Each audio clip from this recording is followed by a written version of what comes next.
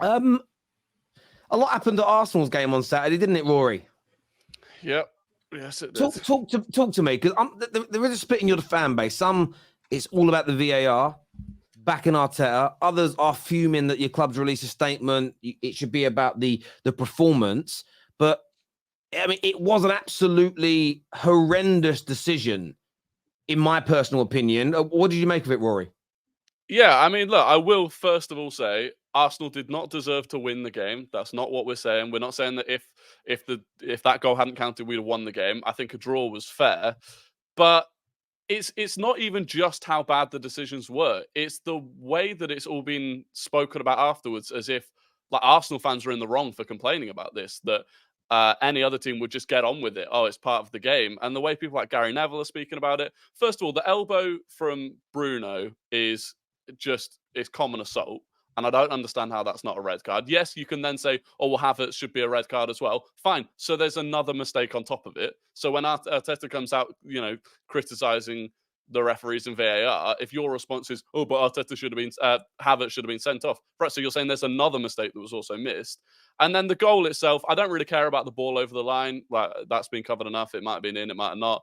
But the pushing Gabriel's back, I just don't understand how anyone can look at that and say it's not a foul. And then, I mean, look at that, right? And people say, oh, well, you don't know if he's putting, if there's any pressure on it. Joelinton's off the ground. So there's at least his entire body weight on Gabriel's head. And then Gabriel's head goes under the ball and you're like, oh, well, he just misjudged the flight of the ball. It's like, right, so either world-class defender misjudges the flight of the ball or 6'3" bloke on his back pushes his head underneath the ball. Like, Did I just hear world-class for Gabriel? Did I just hear world-class? Okay. Premier League level defender. Good defender. It's a normal cross coming in. He's going to head it. And then suddenly his head goes below the ball, which coincidentally lines up with a player being on his back, pushing on the back of his neck. Like, it's one of them. And then you look back through history, the one today coming out of Cedric's little nudge on Heung-min Son in that Spurs game a couple of seasons ago where that was given as a penalty.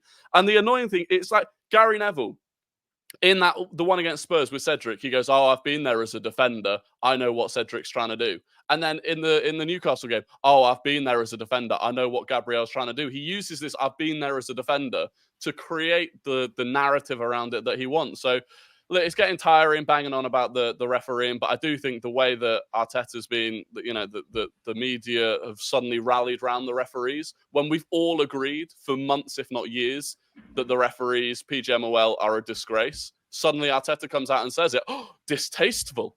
You can't say that about the referees. It's crazy. But Rory, don't you think that Gabriel could have done better there though? Like he kind of, to me, it looked like he was looking for a free kick, and it backfired, in my opinion.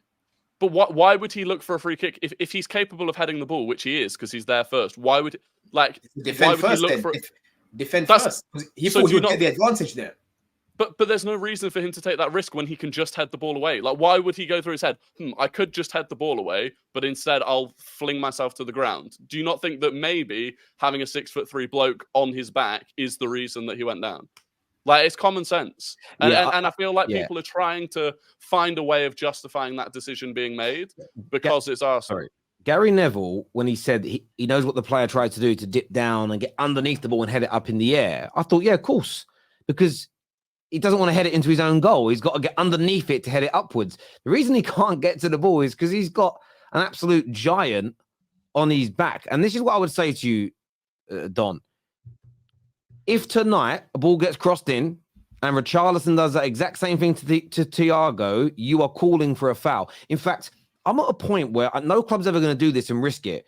But what Arsenal should do in their next game is just keep running up behind opponents and forearm smashing them in the back of the head. Keep doing it because it's not a bookable offence and it's not a red card. And every time the ball comes into the box, just jump and put your hands into the back of the neck of the opponent. I guarantee you fouls are given and I guarantee red cards are given out. And that's why when we kind of microanalyze these decisions, oh, could they have been, couldn't they have been? Just ask yourself this question. If what Joelinton does is done 10 times in a game from the attacker on a defender, not the other way around, it's a foul. What Bruno did with the forearm smash is you're always going to ask for a red card. Chelsea had it happen to them a few weeks ago, and I think it was Thiago Silva that got forearm smashed by Vinicius. Yep. Everybody said the same thing. It's a red card. And listen, this isn't on Newcastle. They haven't cheated. It's not their fault. But what I find really interesting is the way the mainstream media has suddenly run to the defense of the referees. Carragher himself has said he loved watching Arteta rant because it was great television. And that's starting to what's going into my head now. I feel like the way these narratives are being spun is what makes the most amount of drama. You've now got, this is the weirdest one. Simon Jordan has said, if I was the owner of Arsenal, I would back 100% Arteta. Behind the scenes, I wouldn't, but I back him 100%. But he's now calling for Arteta to receive a ban from the touchline for calling out the refereeing. Like, where do the panel, like non-Arsenal fans, where do you sit on that? Should Arteta be banned for his comments and it being backed up by Arsenal? Or do you think football should kind of come together here and say enough is enough of this poor officiating in the same way everybody in football did for Liverpool just 3 to 4 weeks ago? I'd go here because I'm probably the worst affected by this crap. First of all, Arteta is a twat. I'm going to just say it as it is. Because when he was asked about the Liverpool thing, he didn't keep the same energy. Sorry, like keep the same energy when other teams get fucked over as well. If you're really trying to influence change, be about that life. Don't come up here and when it's you, it's like, oh my God, we all have to hug you. But before, when it was clear and obvious errors, it was, oh my God, we have to support referees. I can come up here and be an asshole and say we should support referees as well. But the reality is I've got no problem with what Arteta said. I back what Arteta said, to be honest with you. I agree with him.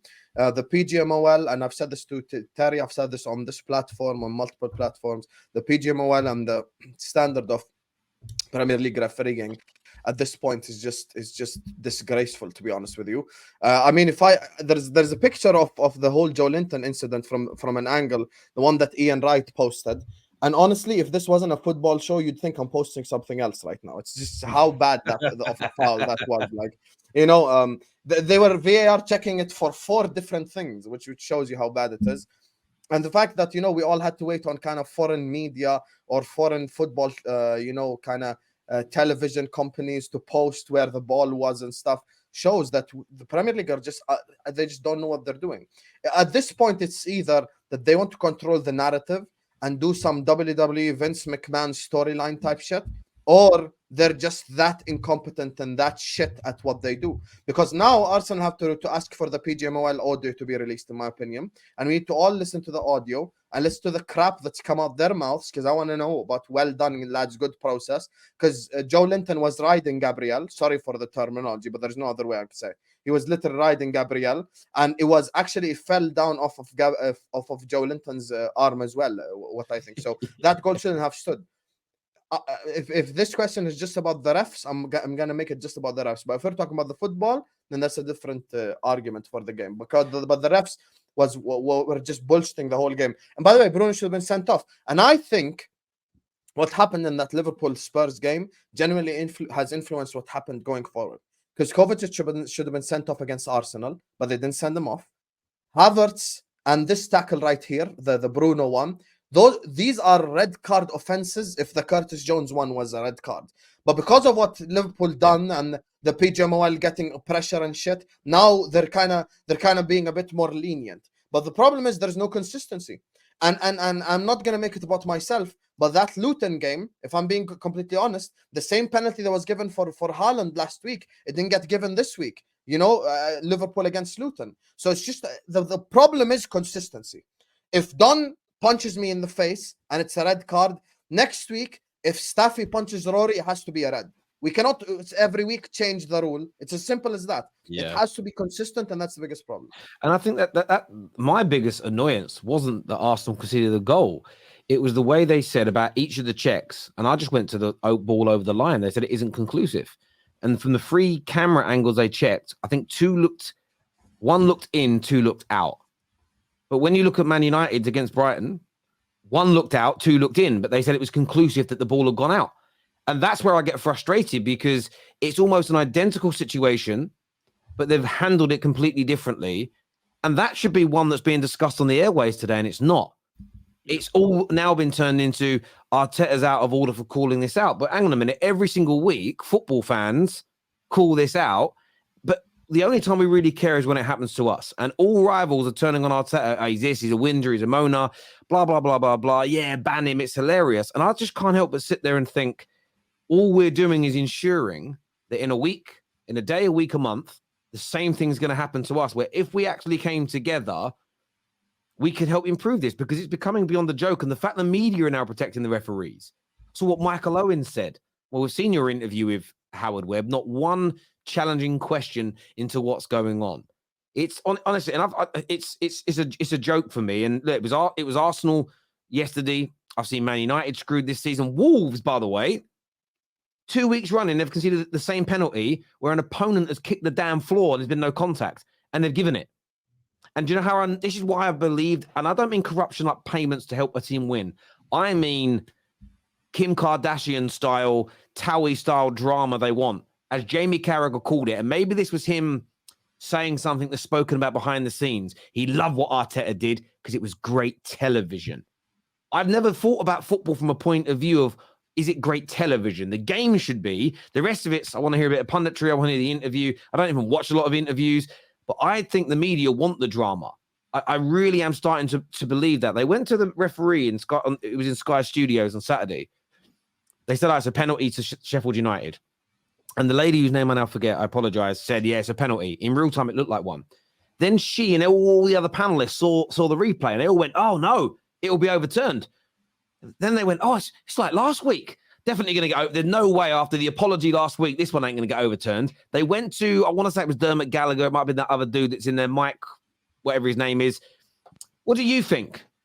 And he just gave a really kind of vague answer. He sort of went, yeah, they're going to have to check that one, aren't they? Didn't give an opinion, because he knows if he says what he really thinks, that's not a penalty, and then it's given, he's outed his fellow referees. It is all like a big... And the sort of presenters on the shows try and calm the ex-footballers down from moaning about it. It's all, for me, they just want EastEnders-style drama. They want a fight in the Queen Vic, so there's something else to talk about and not just the football. They really do.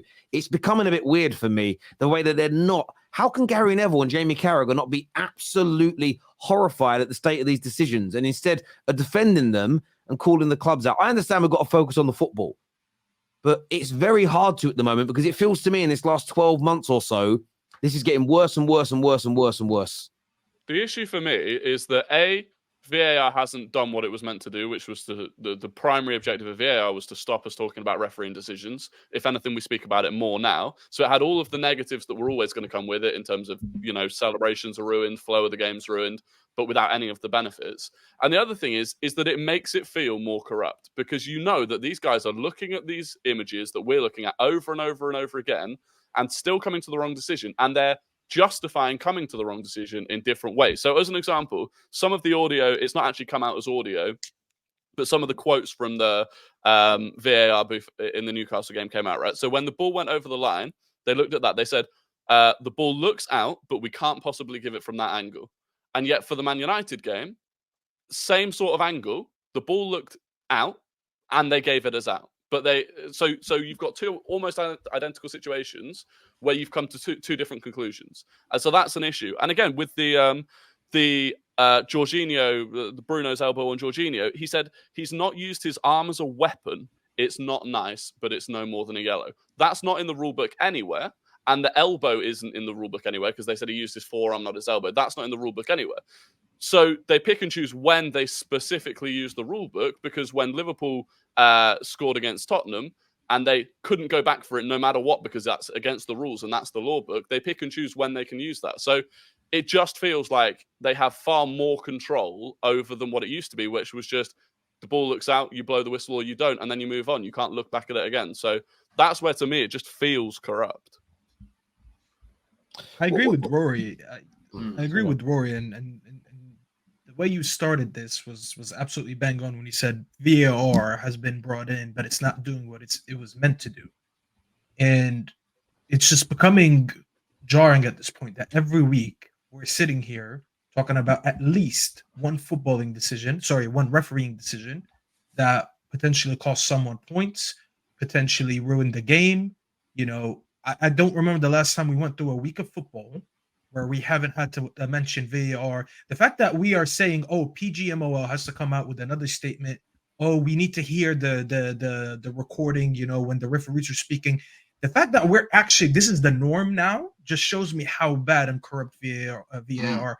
And maybe not on purpose. I'm not saying that could be, but I'm not allegedly.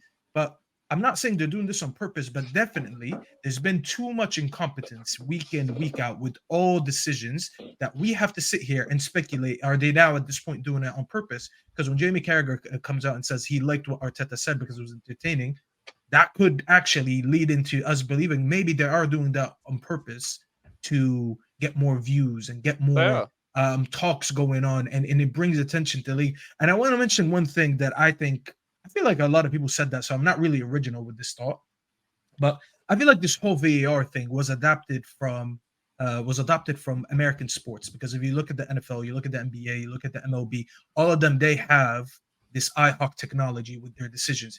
The difference is if you're going to adopt a technique from a different culture, a different sport, or a different country, you need to adopt it 100%. If I'm watching the NBA, and there's a decision. I was watching the NBA yesterday. There was an issue where they thought someone elbowed a player. They stopped the play for about 2 minutes. They went to review it. They wanted to see if it was violent conduct or not. They didn't think it was. The referee spoke into the mic. He was like, we thought it was. We don't think he is. Both players got a foul, cancel out each other. We're going to continue the game. But at least if I agree or disagree, at least now I know why he came to that conclusion, why he made that decision. I don't have to sit here and say, well, PGMOL now need to come out with a statement and they need to release the video or the audio or whatever. So I know what build up to that decision. And that's the one thing that I really don't like about VAR. You already waste so much time with the VAR reviews. Sometimes VAR reviews take a few minutes, right? I don't think walking up to a microphone. That one took long as well, by the way. That's what I'm saying. Sometimes it takes. Talking about now, even that one. It takes a lot. Yeah, that's what I'm saying. So if we took 4 or 5 minutes to reach a conclusion, and everyone in the stadium is already pissed because they don't know what it is, I don't want to just see it on the screen saying VAR decision, this is what happened. I want you to go to the mic, and in 10 seconds, just 10 seconds, you're going to be like, the decision is this, and that, because this, and that. And that's it. It takes you 10 seconds to do that. If you can review a decision for 4 or 5 minutes, you can definitely take 10 seconds out of the game to explain to the fans that are sitting there and waiting for the decision, what the decision is and why they came up to it. Then we can have arguments. Okay, was it right to think that way? But at least we know what it is. Yeah. We sit here and speculate too much because they don't give us enough evidence. It's arrogance. It's arrogance in the way that they first implemented VAR. They will not go back on the way that they did it. And the best, for me, I know you talked about American sports. I don't really watch them, but rugby is the best example. I was watching the Rugby World Cup recently, and first of all, they show the incidents in the stadium on the big screen because they're not worried that a rugby referee might get swayed by the crowd, because they actually have faith in the referees to be able to make their own decisions. And everyone can hear what the referee is saying. Everyone can hear what they call it, a TMO, not a VAR, but everyone can hear what the TMO is saying. The referee can ask for the exact angles he wants to see on the big screen in front of everyone. And then between him and the TMO, they explain what the conclusion that they've come to is. And so then even if they come to what is, in your opinion, the wrong conclusion, you've heard two people having a calm discussion and coming to a conclusion so you can understand it. And it's unbelievable how much better it is in a sport that has so much less money in rugby compared to football. And I genuinely just think it's pure arrogance that they won't look at that and go, yeah, this is how we can be better. Yeah, almost like saying, oh, we got it wrong. The maddest bit is I was a massive fan of VAR in its first year, 18 months. I felt it was didn't get all the decisions right, but they were rectifying mistakes. And there was loads of times you'd see the replay and go, oh, he did, like, it might only be a minute catch he did catch his boot when he ran for on goal, and bang, they went and gave a penalty for it. It was over. And one of the famous ones was the handball against Brighton, and then the final whistle went. And I know that United get a lot of stick for it, but damn right they let the penalty still happen, because that was a handball they missed in real time. I feel like if that happened now, it wouldn't be given, because they'd say, well, the game was stopped. We stopped the game, so we couldn't. They'll find a way not to do it. And this whole idea of we don't want the game to be re-refereed. No, we do want the game to be re-refereed, but by the referee and with the help of his VAR, by having a conversation. This is the arrogance, and they don't listen. No one is bothered if the referee makes 10, 20, 30 mistakes in real time, as long as the most accurate decision possible is delivered in the actual game. No one ever cares. No one ever does. And it's gone for me now. And I think everyone's turned their back on it. And it's just, it probably needs to be moved on.